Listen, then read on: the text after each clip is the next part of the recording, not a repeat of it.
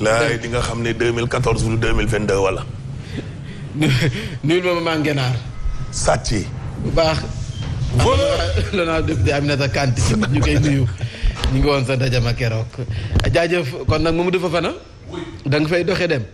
ba suba incha allah. ayca dinañu ànd ak El Hadj Mouhamadou Mansour Diop le député du peuple mu jukkil ñu yéen kaay xëy fësal ñu doog a dugg si jotaayu xibaar bi.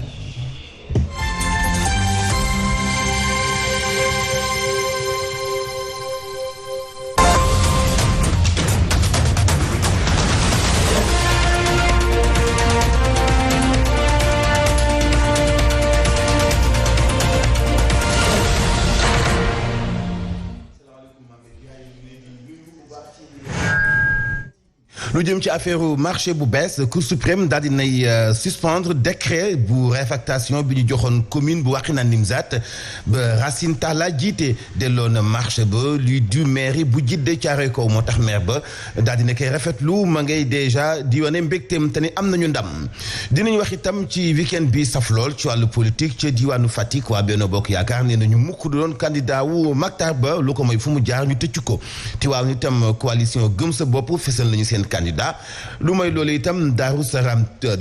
Tib seen maire dafa génnoon àdduna tànnu teefu maire ba ci ndigalal sëñ Mountakha Bachir Mbacké lay doon ngir mu remplacer ko loolu lépp nañ ko faram fàcc ci xibaar yi wàllu sport Baye Mante Mbuub la ñu ciy àndal yéen kay yi la ñu koy ndax keppek la Ahmed Aïdara ca faram fàcc gi Mambay Ndiaye. Voici Trafic News. ayca ñu wàcc si tali bi saytu dem mbeex dëkk bi ànd see Papa Alé maa ngi laa nuyu. waaw Mambay. Papa Alé du ñàkk évolué nga foo tollu jamono ji ak circulation bi nu mu demee.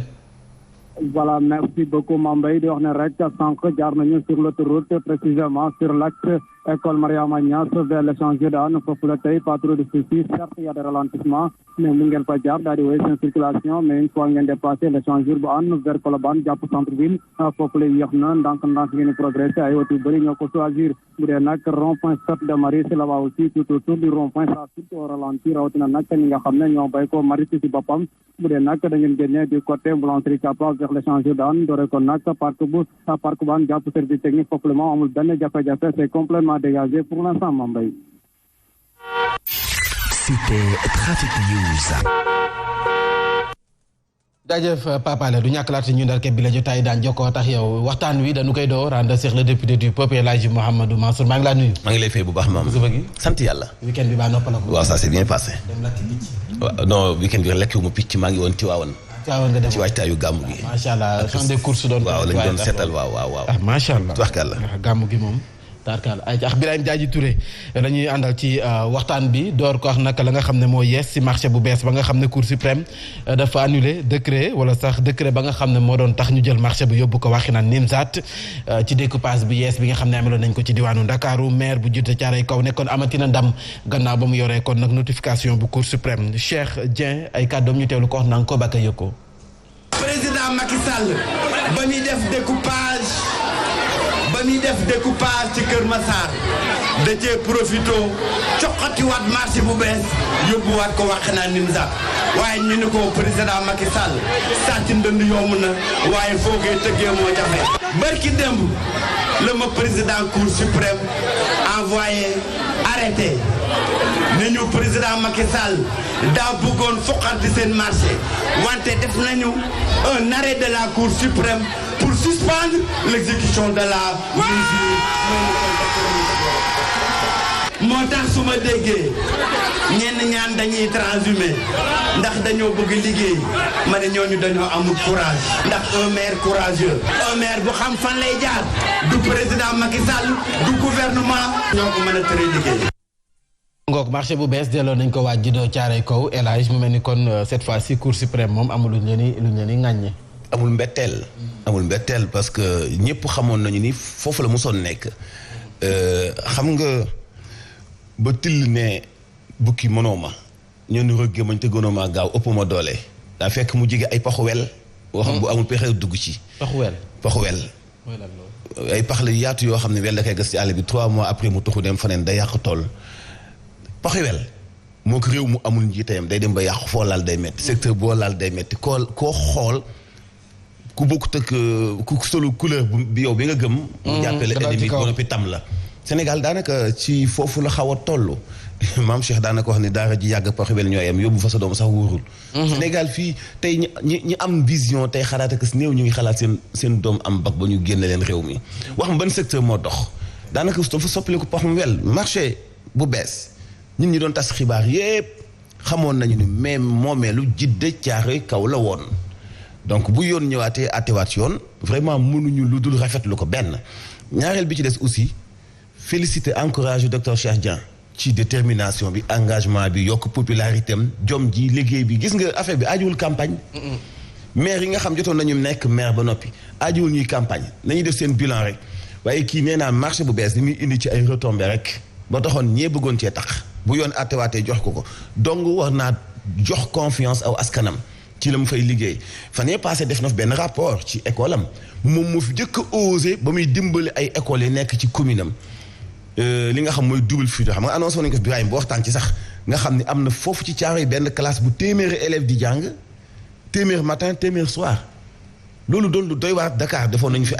ay commentaires waxtaanoon nañu ci mu ko doon dénoncé ci ni njàng mi delloo gannaaw donc yoon rek moom mooy mujj comme cour suprême jël na dogal bi bon mënuñu lu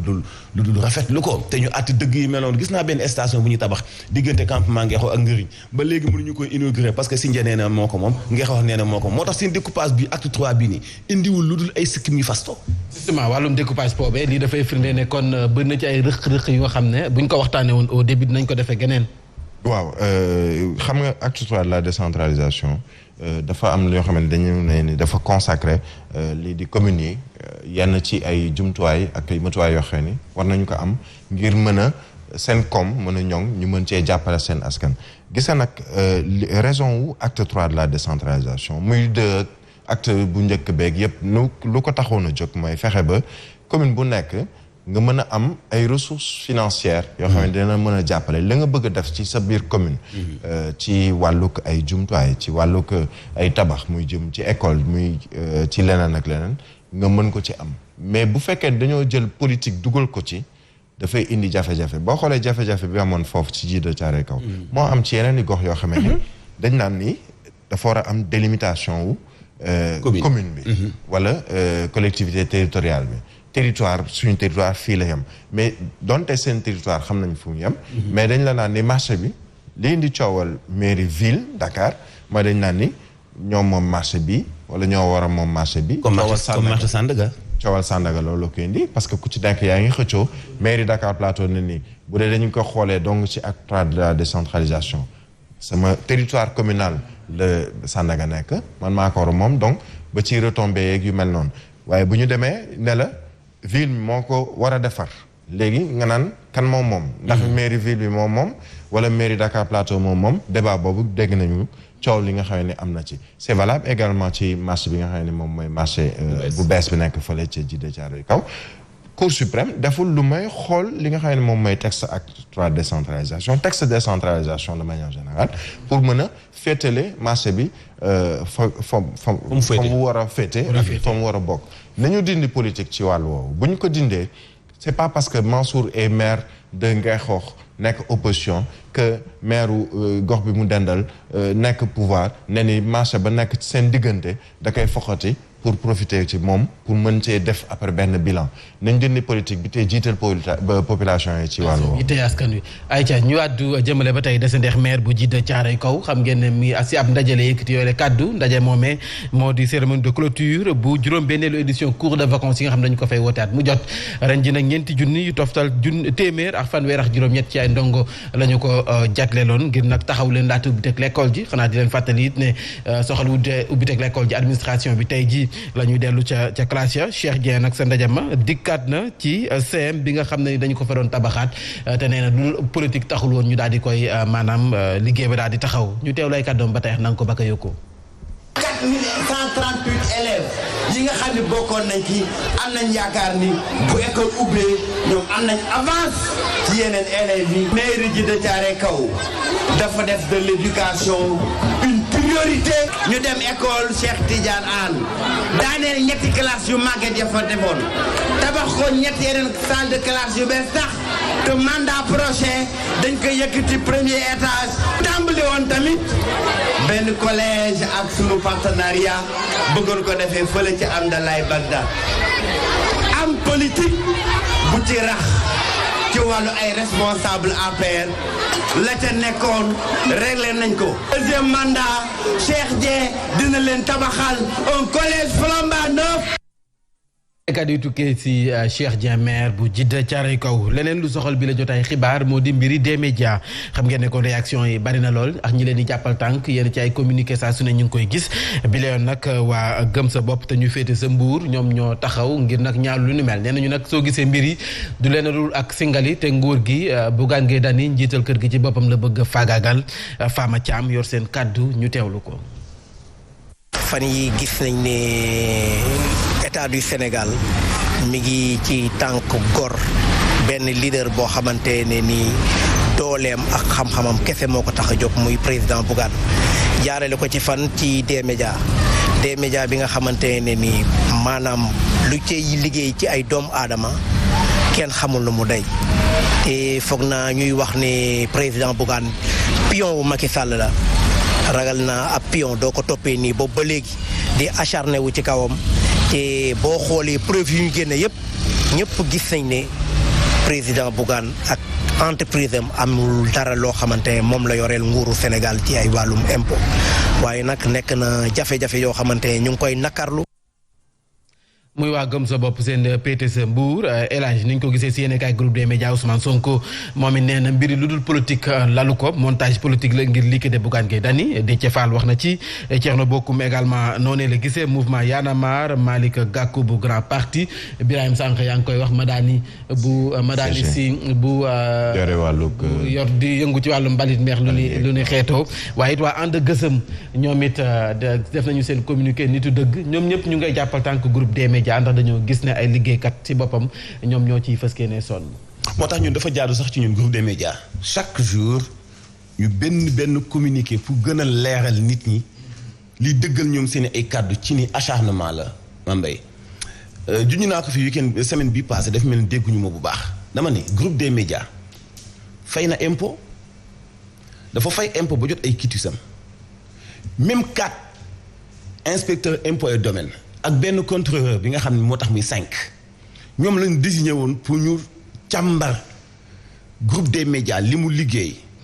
ak d'accord li mu liggéey ak boss li mu liggéey ba ku nañu defal la quittance donc quittance même 4 yooyu la ñu renvoyé waat ñu defaat vérification après vérification li jaadu boo ne yow kat fay nga impôt 2 millions mais bi ñuy xayma dañoo juum dafa mel ni bi ñu xoolaatee am na loo ñu nëbboon kon xayma bi ñu defaat waroon a fay 2 millions waaye 5 millions nga war a fay wala 4 millions nga war a fay loolu mooy tudd redressement fiscal mais mënoo def ba ñu fay la quitus ba ñu fay la impôt ba nga joxe quitus ni sa yëpp valable na ci ñeenti société wala juróomi société parce que Boss SA la d'accord Sen TV Zik FM parce que bu ne dafa am entité juridique ak des médias bi ñu noppee ñu soog a singaliwaat nag ñeneen ñi woon ok ba bindal la quitus jox la ni la valable nga ok nga ñooñu même ñeenti ñooñu muy 4 inspecteurs yi ak benn contrôleur ñoom ñoo ñëwaat defaat loolu nii dañoo juumoon que ñoom ñoo juumoon def redressement fiscal yónneewaat lañu la léegi da nga ñuy fay tant de waxuma millions de ay milliards nga ñuy fay te loolu noonu li ci yoon wax mooy am na benn délai boo xam ne dinañ la may yow nga dem ci yoon délai boo xam ne 6 mois lay doon après bu yoon àddoon yow yaa nekkul ci dëgg amaat nga beneen délai 2 mois liggéeyaat ak say avocat ak fi nga mën a jaar yooyu yëpp mayuñu ko délai kër gi dañu ko patamee ni léegi ngay fay léegi ñu ni déete waaye ñu envoyé fi benn huissier de justice dafa jaadu ñuy leeral nit ñi pour ñu xam ne acharnement la bi ci mujj nag gën a garaaw maam dañu dugal waa impôt ci politique de telle sorte que léegi nga gis Sénégal ay inspecteurs impôt et domaine yu envoyé plateau télévision yi pour di indi ay démentir ak ay précisions concernant le dossier groupe des médias da ngay jommi sax ci yàlla ci nit ñi est-ce que sérieux nañu ak Sénégal fan la nekk transformer administrateur yëpp def leen léegi ay nitu politique yoo xam ne dañuy wax lu nekkul dëgg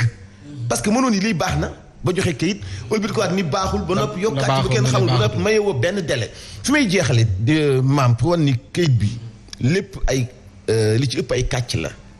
li ci ëpp itam acharnement la mooy ni ñu précipité ñoom respecté wuñu yoon ci biir loolu mais dañoo juum parce que groupe des médias bu fekkee dafa nekk entité boppam Sen TV nekk entité boppam ñu ñëw def redressement daal di indi bu Sen TV ni ko lii ngay fay buggaan dem ci benn télé tudd inspecteur bi jiite woon yëf yi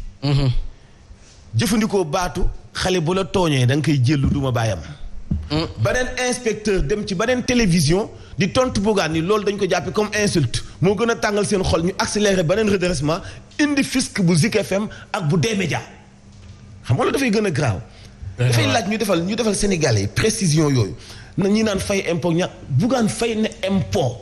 Sen TV dafa fay impôt ba noppi ñoom ñu def contrôle ba ni ko nangam ngay fay ba mu fay ba ñu jox ko këyitam ñoo ko ni ñun dañoo juumoon ñëw defaat vérification def redressement fiscal teg ko 2 milliards ay milliards léegi nag loolu ni ci jublu Mambay ñoom dañu logique ci seen xeex de ñoom dañu logique ci seen xeex noppee guñu pour bàyyi mais ñun Birahim daañu leen wan ne ñun tam noppee guñu pour céder pour continuer ñu tëj ñi xoolal daañu continuer di liggéey groupe des médias di am suñu teraanga yóbbu suñuy doom école di dundandoo ak ñoom ci réew mi di romanteeg ñoom ci kaw tali bi parce que seen nguur gi yàggul mais nag daañu am fulla itam suba gu ñu xëyee dellu si ci ni ñu jëlee léppi réew mi politique ko seen objectif xam nga li gën a bon maam mooy guerre bu fekkee da nga bëgg atteindre sa objectif faaw nga réaliser yeneen nit yoo xam ne ay innocent lañu pour nga mën a rey ki nga xam moom nga ciblé loolu foofu la état bi tollu tey ak ñun c'est-à-dire Bougane moo leen intéressé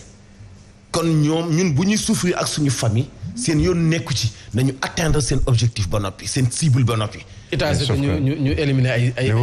yoo nekkul Birahim benn mot laa ci wax benn mot wala benn phrase du ñu nekk ay dommages collatéraux kenn c'est-à-dire suñu ne ñun du ñu nekk ay dommages collatéraux mooy ñi employé yi Mansour wax na ko dañuy xëy di liggéey comme tous les jours xam nga bu dee dañu topp yoon dañ la naan on est le 11 du mois moi en tant que employé am naa sañ-sañ législation du travail may na ma boo ma fayul ba le 8 ma toog banque samay loxo te du tax nga dindi ne ma le 9 liggéey si yoo le 10 liggéey si yoo le 11 liggéey si yoo dañ la koy dagg amoo ci droit en tant que par exemple ki jiite entreprise ndax législation du travail moo ma ko may mais xam nga lan moo tax may xëy yow ngay xëy Mansour di xëy keneen di xëy parce que dañoo jàpp ni li ñuy def Fabrice da koy wax souvent sacerdoce la ba pare ñu jàpp ni ñun dañoo nekk ci yoon xam nga lan mooy nekk ci yoon da ngay xëy di liggéey administration fiscale muy bu des médias bi nga xam ne ñoom ñoo yore seen i comptable yore seen i ñoo xamee ne ñoom ñoo am xam-xam ci wàllu lu jëm ci wàllu koppar nekk ci seen liggéey di xool naka la ñuy defee ba li ñu leen teg nga xamee ni ñun ay dommages collatéraux lañu li ñu teg administration direction bu des médias ñun di ay employés bu doon tey jeexital ci ñun ñu xool naka la ñu koy teggee sur tous les plans ndax muy sur le plan damay extirper le plan politique parce que mbirum politique jarul ma ci sori mais même sur le plan administratif sur le plan législatif fiscal lépp ñu ngi ciy xeex ñi nga xam ne ñoom ñoo koy rewàllu xeex boobu xam ñun lan lañu mën ni ko Mansour waxee ne ni attention lii de mooy situation bi lu ñu leen bëgg xamloo wala gëmloo du dëgg demeewul noonu nii la demee ci ñun information yi ñi nga xamee ni jëlee nañu ko ci suñu direction générale mi nga xamee ni ñoom ñoo yore wàllu fisc Mambay wala Mansour kenn ci yéen demul ca fisc ne am fay naa xam nga lan nga am fin du mois ñu jox la sa bulletin de salaire ne ni Mansour dagg nañ la temps pour IPRES dagg nañ la temps pour caisse de sécurité sociale dagg nañ la temps mooy sa impôt bi nga xamee ni yow en tant que liggéeykat citoyen sénégalais da nga ko war a fay des médias dagg na la ko versé na ko yow xam nga lan nga ci am loolu nga ci am muy sa bulletin de salaire boobu léegi bu fekkee direction bi ñëw na ba ci yow ne la nii la demee leeral sa xel ne la ni nii la demee mën nga ko jàppee acharnement mën na cee am ci liñ la wax ñeneen ñi nag la ñuy wax wala la ñuy bëgg wone mbirum politique dose politique lalu na ci mais on ne sera moi personnellement et d'autres ñi fi nekk du ñu nekk dommages collatéraux wu kenn. liggéey jotee nañ xëy liggéey si jàkkaarloo ñoom saa su ne comme El Hadj ni mu ko waxee saa su ne ñu leen di andil leeral ne kon lii mooy information bi fii lañ si toll. bi am na. voilà nay leer. ñoom ñu def redressement. nanguwuñ ko publier. duñ ko foog ñu publier ko. Sénégalais xam ce qui se passe ñu jéem a démentir. foog Sénégalais xam ce qui se passe. voilà ñu jaajëfal baax. léegi nag huissier de justice bi fi ñëwoon pour mu leer Sénégalais yi am na quotidien yu koy am na ñu ko yëg ni dafa ñëw fii ñu aaye ko aayewuñu ko. li tax dugg mooy bu ñu la joxee redressement am nga droit 6 mois pour defaat appel bu 6 mois yi sottiwul am nga yeneen 2 mois pour yóbbu ko ci yoon ànd ak say avocat mais 6 mois ak 2 mois ça fait ñaata 8 mois bi ngeen jotee redressement bi ak ba fi huissier ñëwee ñaata la une semaine. jaay doole gi du jàll fii laa wax. administration buy sukkandiku bi seen moom ñu ko correspondance bu ñu dugal amuñu si réponse. boole ci ñoom dañoo weddi kàddu du président Macky Sall. moo ni mois d'octobre 2020 ba décembre 2021 def na exonération ci bépp presse ñu dugal ci loi rectificative bu assemblée nationale. ñun ñu bind demandé pour ñu bokk ci presse boobu nga xam ne defal nañu exonération octobre 2020 ba décembre 2021 mu bokk ci loi rectificative. waaw kon lu fay yoonati impôt te Macky Sall ni baal naa ñëpp wala ñu dañoo bokkul Sénégal. xëy na dañu wala duñu média xëy na des médias du des médias Sénégal. ah non. ay ca ñu àddu jëmale ba tey ci leneen lu soxal bi la jotaay xibaar wàllu politique ak waa gëm sa bopp ñoom te ñu féete sa Tiwaawan daje nañu waxtaan seen biir xool candidat ba nga xam ne moom la ñuy samp ndëndëm ngir si jongante goxaan yi kañu ka leen doy du kenn ku dul Ali Sow Seck Mamadou Sarr coordonnateur mouvement gëm sa bopp sa Tiwaawan ay kàddoom. kon Macky Sall ak régime am nañu xam ni ça ne passera pas bu ñu soxlaa président Bougane Gueye Dany nañ ko xaar sur le terrain politique Bougane Gueye Dany des médias alalu sénégalais yi la des médias sénégalais yi bu nu amee jaaxle fa la ñuy dem bu nu amee lu ñu bëgg a wane fa lañ koy yóbbu loolu moo dérangé régime bi sénégalais yi jóg ànd ak président Bougane Gueye Dany jël ko def ko ci seen i xol loolu moo leen metti ñun waa département Tivaouane que Macky ak son régime le cherche ñun pare nañu lépp loo xam ne laaj na ko pour ñu défendre suñu leader président Bougane Gueye Dany pour ñu défendre outil de communication boobu nga xam ni sénégalais yi ñoo ko moom ko pare nañ pour wàcc ci mbedd yi pare nañ pour defante ak moom pour que ñu bàyyi ko en paix. voilà ñu dem ca Fatick foofee élection gox-goxaan yi ma ne sax ni coow am na fa ci biir Benno Bokk Yaakaar ndax Matar Ba la ñu wax ne kon bëgguñu ko ñenn ñi nee nañu ngalawaay nañ fa jëlee Matar Ba te nag bu président Macky Sall ñoom seen njiital parti bu rek tànnee Matar Ba bi boo mu xam ne noppi nañu ngir nag jàkkaarloo moom ba ñu ñàkk ci joŋante yi foofee dañ ci ànd ak foofee sa Fatick ànd ak Alioune Badara Sonko. ndaje la bi nga xamante ne li ko tax a jóg mooy ay responsable APR yi dëkkee fii ci diwaanu Fatick ñoo taxaw temm ne candidature Matar Ba du ci dal. ngir intérêt Fatick ngir intérêt coalition bi ngir intérêt grande majorité présidentielle mu déglu les responsables politiques à la base pour que suba ñu def le meilleur choix pour Fatick. am na ñi jàpp ni ba mu toogee ba léegi amul lenn li nga xamante ne mën na ko présenter askanu Fatick. ay projet et programme la boo xam ne état bi moom moo ko def te boo fi dindee projet yooyu mën nañu wax ne Fatick amu fi benn projet structurant qui est le résultat de la gestion de la municipalité. moo tax tamit ñuy yëglu di alerter di attirer attention président de la République ci profondeur u sentiment d'insatisfaction bi. ci profondeur u déception population bi ci yorinu dëkk bi. biile kuréel bi nga xamante ne dafa ëmb ay responsable APR ñi ne fan yi daañu dem ci quartier yi ngir sensibiliser population yi ngir bu élection jotee ñu voté contre maire bi nga xamante ne moo fi ne muy Matar Ba. ñu wutali sa Daaru Salaam type gox la bu nga xam ne nii ndem si yàlla si Sëriñ Basiru Xaadimul Rasuul moom moo ko sanc foofee nag kuy toog sa mairie ba jàppal ne njaboot gi ñoom ñoo la fay teg ki nga xam ne nag moom moo fa jóge di maire Serigne Bassirou Mbacké tànn nañu ko wuutu kakataan nag du kenn ku du Serigne Mountakha Mbacké Bachir ñu ànd Cheikh Abdoulaye Diagne. Daaru Salaam type di dëkk bu Serigne Bassirou Mbacké Xaadim Rasul sos doon ab bokk moomeel njiit li tànn na ko Serigne Mountakha Mbacké Bachir. Serigne Mountakha dafa wax ne type daara la daara nag dañ koy wutal jëwriñ daal ni ñu sëriñ Bass nag yoral na ko yoreen bu mucc ayib dana jafe lool ngeen dab ko waaye dama bëgg nag ngeen ànd nga jiital sëñ Massamba nekk ci ginnaawam jàppale ko joxuñu ndigal ngir ñu politique daf ñoo jox ndigal ngir ñu ñëw liggéeyal Serigne Touba ci nit ñi liggéeyal Serigne Touba ci dëkk bi. dogal wala ndigal lu ci mënti am ñu fas yéene koo jëmmal la. sëñ Bassirou Mbacké ibnu Serigne Touba moom moo ko sos keneen jógee fële xamuñu fu ñu bokk ne dañ koy xëccoo yaakaar naa loolu ak réere la. njiitu dëkk yi ne ndigal jëfee. foo tàggoog sa baam mu ne fam la weqe fii dëkkub sëñ Bassirou la moo ko sanc bam fi ñëw ku fi ñëw dangaa dawam laqatu si kon bu ñu demee ba ci bésub tey bii ay nit door a bëgg a am doole bëgg a xëccoog moom kooku c'est pas vrai. lu ni mel nar a jafe loola liggéey yëpp ñi nga xam ne ñoo nekk ci kujje gi ne ñi ngi toogoon di yeeru ngir mën a këf bokk moomeelu Daaru Salaam Typ. Bambilor ndax xam ngeen ne kon maire ba Ndiagne Diop sampaat na ndëndëm nee na dafay nekkaat candidat te dana toogaat sa maire yi ba dara du ko dindi ndax nag def na démonstration de force si njeextalu ay bés bi askan wa rawatina ay militangam tànn ko joxoñ ko ne ko yow la ba noppi it ay jigéñaaleem di sàkku ci yeneen coalition yi ñu waxtaan ba déggoo ci benn candidat ndax foofee ñoom amuñu problème boobee ñu ànd ci Cheikh Ahmed Tidiane Seck Mansour Ndiaye. candidature bu mbooloo mu takku nag dogoo ànd bariwul lu ñu koy gis ci jamono yi nga xam ne moom moo ñeel élection locale yi lay maire bu Bambilor am yéene ci toogaat ngir lu soxal ñaareelu mandat jege lool lu mu duppale boppam candidature populaire. ñu ñëw ñu àndal liggéey pour li président Macky Sall la bëgg ñu defar ko ci commune Bambilor nañu ñëw ñu bokk gaal gi kenn ku ci ne xam nga kalaman. Nous ne ferons pas de point de presse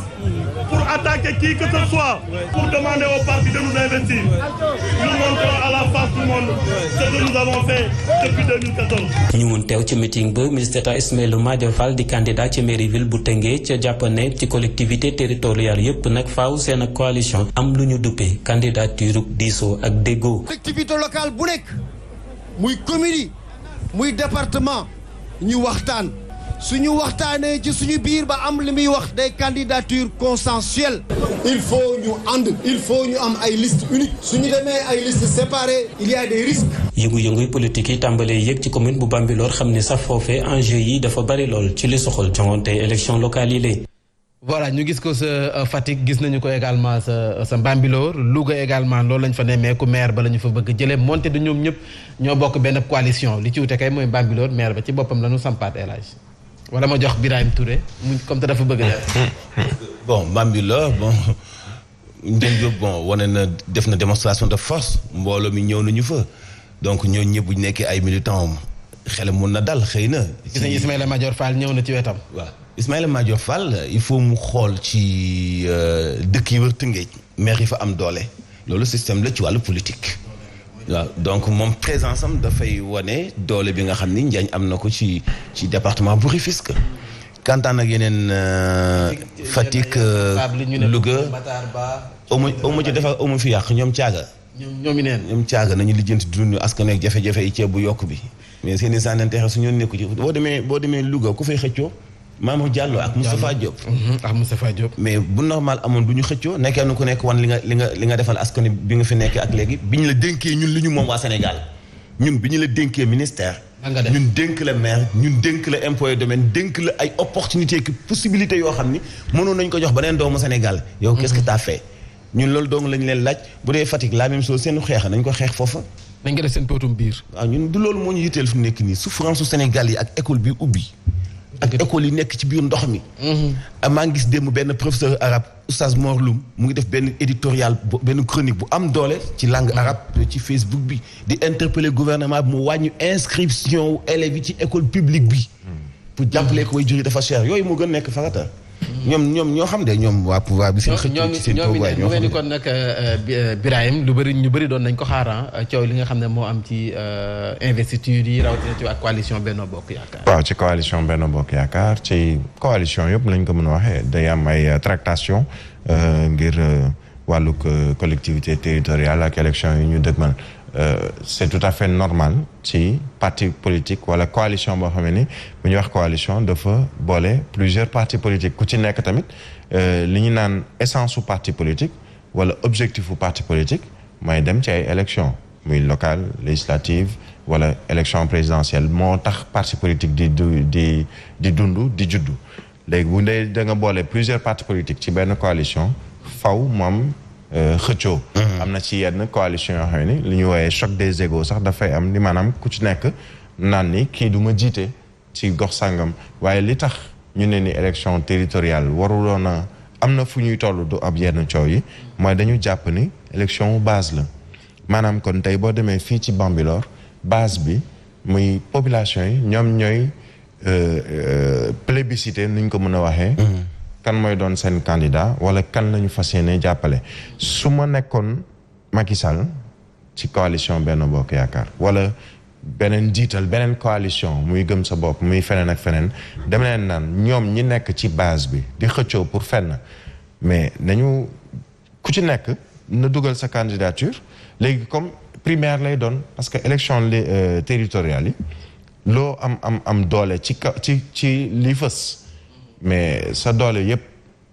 population yi ñoom ñoo koy conforté wala ñu walla ni ndeke yow sa coow li nii yëpp coow rek la woon te président après mi nga xam ne moom mooy choisir plus tard ci lu jëm ci wàllu ay élection législative wala yeneen ni poste yoo xamee ni danañ ci fal dina xam ne diw de la mu doon wane ci ay mobilisation ak la nga xamee ni moom moo fës ci